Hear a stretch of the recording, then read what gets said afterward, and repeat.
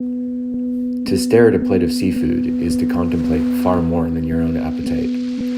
If we trace its journey back from the table, the seafood may start in the ocean, but that is only the beginning. The seafood may have been caught illegally, with forced slave labor, sold on a black market, then shipped to the far side of the planet, only to be served as a mislabeled dish. Or the seafood may have been caught nearby and served to you by the fisher herself. Understanding the spectrum of seafood stories is beyond the grasp of any one discipline or any one perspective. Each product travels with its own story, some bone-chilling and others heartwarming. With so many options, a question like, "What seafood should I eat?" can receive no shallow answer. Scripps Oceanography has dedicated more than a century to exploration and discovery, rising to the challenge to provide world-class science as a pillar for societal action.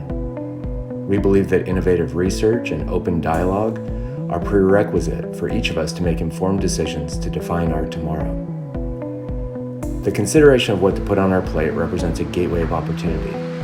Food brings us together to create meaningful conversations. Let's spend some time now thinking about our plate and exploring our relationship with the ocean. By sharing experiences here, from across the ocean community, we consider the basic question, what is sustainable seafood? Tonight we'll be hearing from Urbina, an award-winning investigative journalist whose New York Times best-selling book uncovered social injustices on fishing boats working the high seas. Vida Wade, an ocean advocate from the Caribbean island of Montserrat, who has run her own sustainable seafood restaurant and recently founded the Aqua Caribbean Blue Economy Conference. Dr. Sarah McDonald, a senior fisheries scientist for the Monterey Bay Aquarium Seafood Watch Program. David Price, who oversees social and environmental responsibility at PriceSmart, Inc., the largest operator of retail warehouse clubs in Central America, the Caribbean, and Colombia. And Bren Smith, a lifelong commercial fisherman and world leader in regenerative ocean farming.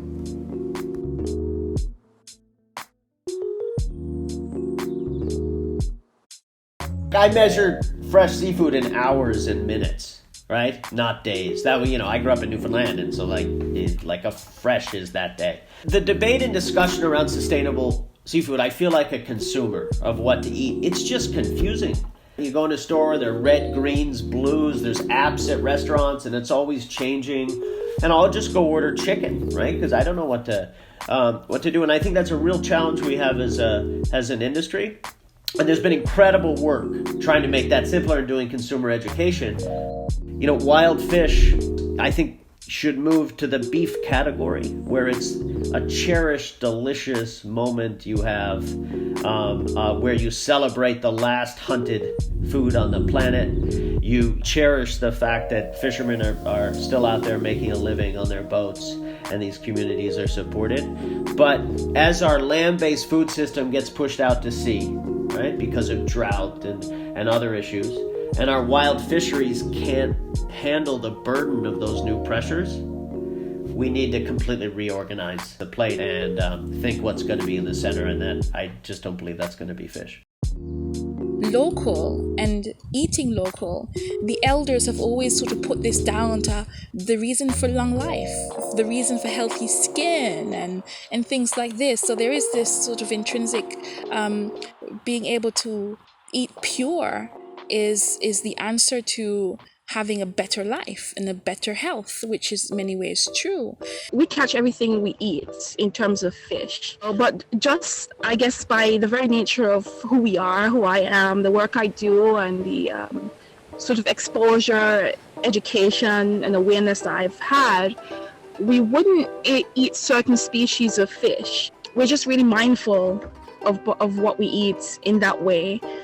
Its impact on the environment, whether or not it's going to cause harm to the coral reef, whether or not it's more valuable to be in the sea so that we can enjoy it.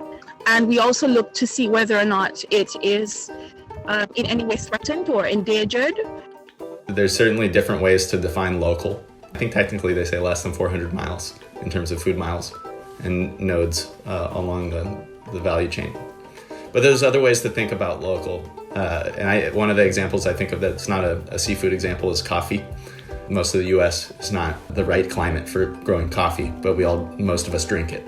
So there's other ways to buy coffee that feels local. Maybe it's not in fact truly geographically local, but it has some of the elements from a ethos perspective of local. And I think seafood's probably can be thought of in a similar sense. However, it's more complicated than coffee, right? Because we're talking about animals that all have different life cycles in terms of, how much time does it take to replenish the resource after we've drawn from it, right? But I think it's a complex issue because not everybody lives on the ocean, and it's not always possible to eat locally. If you're buying it from the fisherman himself or herself, then it's probably not processed at that point. They're doing their own filleting and their own processing right there. So that's as local as it gets. Every species isn't necessarily what Seafood Watch would rate as sustainable. So for example, Pacific bluefin tuna is an overfished species, meaning that it's depleted, that there aren't that many. And overfishing is occurring, meaning that they're catching too many to maintain a healthy, sustainable stock. And bluefin tuna are landed in San Diego. So I would say that not all local seafood is sustainable, but if you're buying from a local fisherman or a local dock, you're probably ensured that it's probably not going overseas to be processed and then shipped back. I do think the buy local concept has real merit, right? So the food sources that are being transported so much further away, and especially food sources that used to be luxury that have now become commonplace and are being transported from far away. Those are the ones that worry me most from a climate change and carbon emissions point of view, from a how could it possibly only cost that much point of view. Like where are the hidden savings, who's not getting paid, what illegalities or environmental abuses are happening so as to get that can of skipjack tuna all the way here in 2 weeks flat for $1.99. That doesn't seem possible.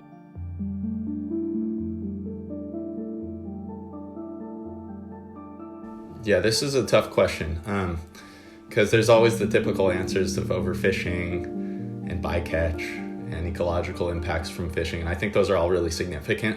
But, under the broad umbrella of climate change, I think there's an existential threat to all ecological-based industry. Sea level rise, change in temperature, ocean acidification. All these things are going to impact the most important source of protein for humankind.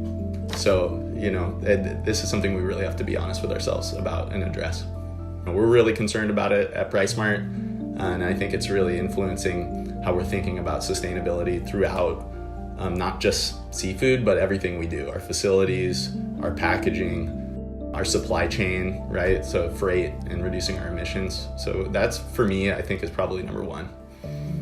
The number one challenge I see is climate change at every level. Like, we have to produce more food with less resources. Even in my setting where I'm trying to grow climate resilient crops and turn myself into a climate farmer, what am I going to be growing 10 years from now as my waters change?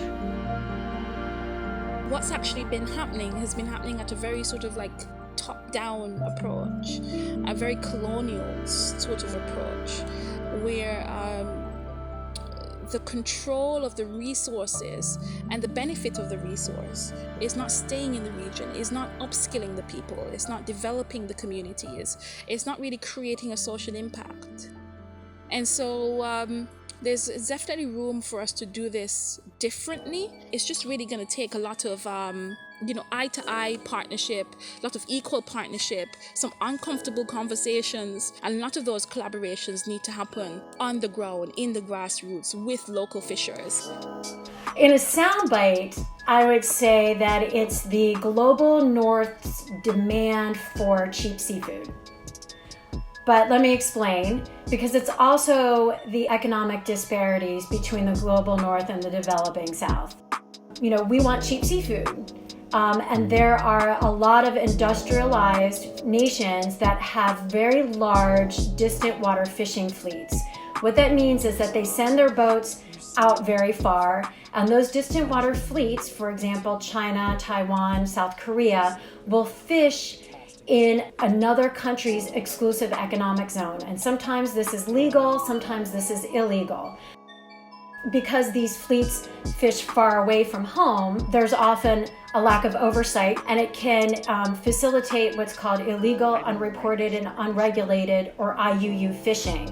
But what they're doing is depleting the natural resources of those countries that rely on their local fish stocks for protein.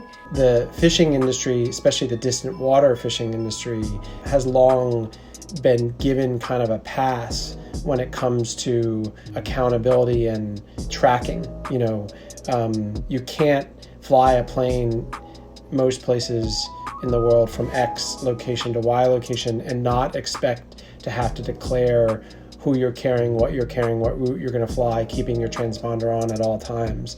But you can on the water. And that cultural and legal and just sort of economic acquiescence has allowed for it to be so difficult to know, especially from the port to the hook, or the net, what's going on out there. Big buyers that don't even expect to know what ships that product crossed and what crews were handling them. That's in a lot of industry would not be allowed, and it shouldn't be allowed in fishing.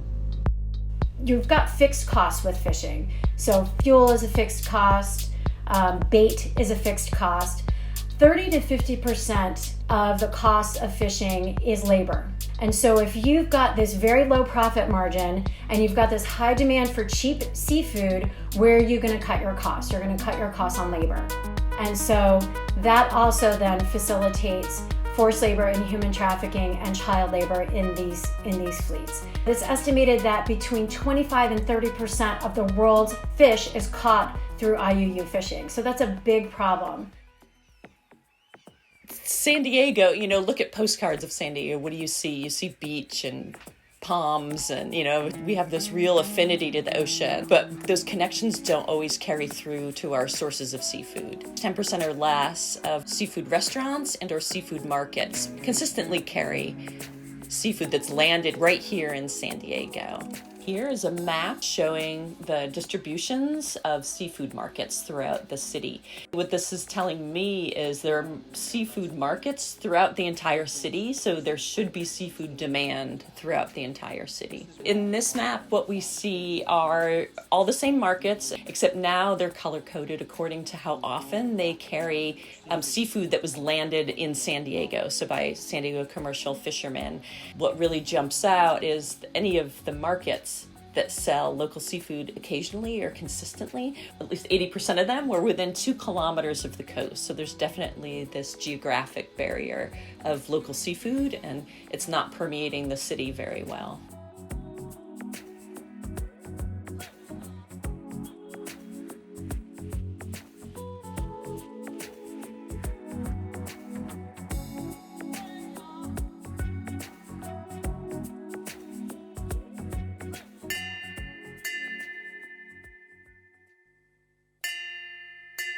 There are 2 big players that might truly create fixes. One are governments and the other is the market. And the market, by the market, I'm referring to corporate players, the big buyers and sellers of fish. And also the merchant marine, big movers of cargo. We can probably get a lot more done via the market than we can governments because of the nature of governments. They're political and their jurisdiction's limited, and they're out of office every 4 years, and all sorts of reasons. They don't play nice with each other, and they don't even have jurisdiction on the high seas. And whereas the market players, they have a lot of speedier and potentially more effective leverage over the players because those players want to sell to them. So you've got some really large purchasers of seafood, food service companies. These are the companies that sell to stadiums, they sell to universities, they sell to the hotels. And so they purchase huge volumes of seafood. Retailers, these are large downstream actors that are multinational corporations that purchase and sell very large amounts of seafood that can influence their upstream suppliers. Everybody has a role to play, and industry certainly has a role to play. We must operate responsibly and ethically, and we must be held accountable by our investors and our consumers. And where that isn't enough, government needs to come in and make sensible policy to fill in the gap. So that doesn't always happen, but that's what I think should happen. So, people can vote with their dollars, and I think that's going to be ultimately, that plus meaningful legislation is going to be what ultimately moves us in the right direction. But I'm excited about it because there's, I think, an increasing willingness to pay a little bit more for products that are better quality and that are sourced more ethically and more sustainably. Businesses will follow suit as they see their preferences of their customers change.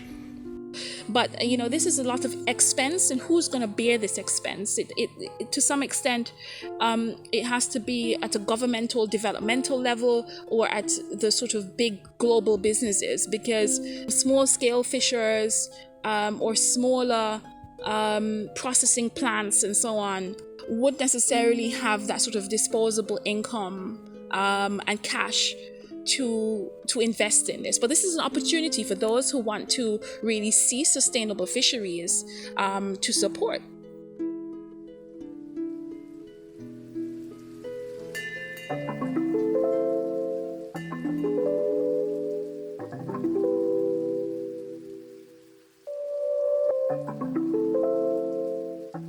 I hate broad brushstroke painting anything. Not all wild caught is good. That's for sure. Not all farmed is bad. It's necessary because there's not enough fish in the ocean to feed the world. There just isn't. And the only way that we are going to supply protein to everybody is through aquaculture. The devil's always in the details, right? So first of all, what type of fish are we talking about? In terms of the carbon emissions, the pollution concerns, and the protein inputs. The minute you started penning chickens, pigs, and cattle, you had all sorts of new problems. And it's the same story in industrial scale aquaculture, how you feed them, how you get rid of their waste, the emissions, the antibiotics.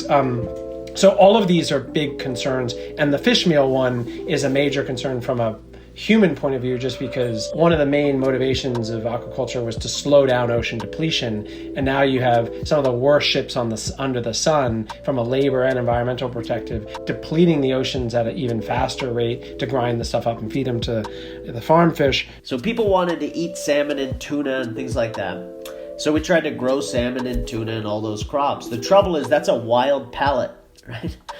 No one asked the ocean, what does it make sense to grow? What's unique about the ocean as an agricultural space?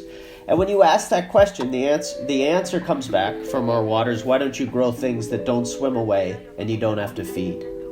And that's why there is this answer in the middle of like, yes, let's farm the ocean, but let's farm the right species. My view on this is we need to move not to looking at things that are sustainable, but things that are regenerative. Sustainability is a great goal, but it's not enough in the era of climate change. Like sustainability is about taking something that has a high level of impact and making it better, making a bad thing better, right?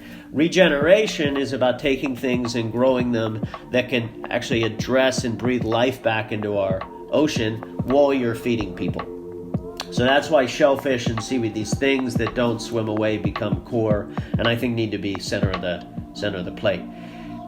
And as soon as you flip that, the economics work because the overhead's so low for the farmer. The ecological aspect works because all the species are capturing carbon, nitrogen, rebuilding reef systems, and the scalability works because these are just cheap and fast to build. So that's, from my perspective, that's the next phase of aquaculture, moving from growing things that swim away to growing regenerative species that are stable and just way easier to work with. Certain aquaculture gets a bad rap, and it should. In a place like the US or in other developed nations that have the capability of regulating and where there's really good community buy-in, you can have a wild fishery that's well managed, it's sustainable, and it supports the community. That's wonderful when it's possible. I think when you get into Central America and Colombia, it's more difficult because the resources for management are less available. And in that sense, aquaculture can provide better outcomes in terms of like quality assurance, in terms of production scale, as well as, when done correctly in terms of environmental impact. At Scripps, we're focusing on aquaculture of seaweeds for two solutions: growing seaweed for food and the other for feed. Current research in the Smith Lab involves the cultivation of several native seaweeds for human consumption, as well as other types that are being explored as a potential additive in cattle feed to reduce methane emissions from cow burps. By fine-tuning methods in a lab setting, science can help support the responsible growth of new sectors in the blue economy, create good jobs, supply locally grown superfoods, and even fight the causes of climate change.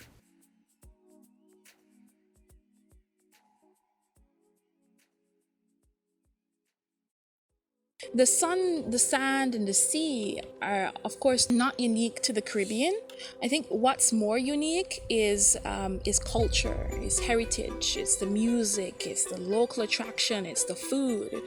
And strangely enough, Caribbean food is not often in the local hotels and restaurants. I'm not sure if you've realized that. The sort of like higher end or chain restaurants are opting for European or American menus. And that's disappointing because the food's really the gateway to culture and the gateway to heritage of people. Should Caribbean governments legislate for local at a policy level so that local restaurants and hotels supply local and sustainably caught fish and seafood? And an example of that I had seen in 2019 was the Lombardy region in Italy, who legislated that farmhouse hotels supply 80% local wine and local food. Now, this is an opportunity perhaps for the Caribbean now as we sort of relook at our path towards building back blue or building back better, whatever we want to call it, out of the corona, and how we relook at our tourism products as well. So it's a question that is a good one to ask. There are going to be no jobs on a dead ocean, right? Ecological collapse is a kitchen table issue. The old battles of the old economy aren't appropriate anymore, right? There are going to be new alliances, new rules, and I'm very open to all the different kind of partnerships. I do know there needs to be consensus on mission and values, and that's why discussions of sustainability and regeneration can be so important in a sense to sort of set the benchmarks as we build something new. You have average buyers, right? Just consumers, who buy food. You have other types of stakeholders like chefs, Jose Andres, like celebrity chefs who oversee buying for entire institutions like Marriott, like chefs in key positions to make key decisions discreetly internally to big buyers, right? And then you have corporations like Nestle or Bumblebee, that are buying fish. And so all of these different players, lawyers, huge role, suing companies, really pushing their tools into this space, getting the anti-trafficking community on the one hand, who focus largely on land, to start thinking about this sort of sea slavery concerns, but also getting the ocean folks, the green folks, the Oceanas, to actually think about the human issues as well, not just the fish issues. Getting all those folks to start moving in a unified direction, I think, is the other key thing. If your seafood is caught, then it's shipped and it's offloaded and then it's processed and then it's re-exported, how do you follow that piece of fish throughout the supply chain? It requires every single person or every single entity in that supply chain to collaborate and cooperate with it. There's a lot of pressure from investors to think about the next quarter, but for us, we have to think about the next generation in terms of our employees, their families, our members and their families. We're not just in it to make money. This is about, being a responsible member of the communities where we have our businesses. So I think it's essential. And every business, every part of industry is going to have to incorporate this into their business model in one way or another. The complex issues facing our seafood system requires this integration of quantitative data about the ocean, an understanding of the seafood supply chain, and insights into human behavior, culture, and taste. So Scripps and NOAA scientists, chefs, fishermen, processors, and students were working all together to capture the full value of the landed catch in San Diego. And our goal is to move the San Diego seafood system towards zero waste while enhancing our food security and supporting fishing families. We're tackling this by sharing cultural knowledge across diverse communities, partnering with chefs, and teaching home cooks how to cook all of the parts of the fish and to diversify their seafood palate, and working with entrepreneurs to transform the inedible parts of the fish into economic value.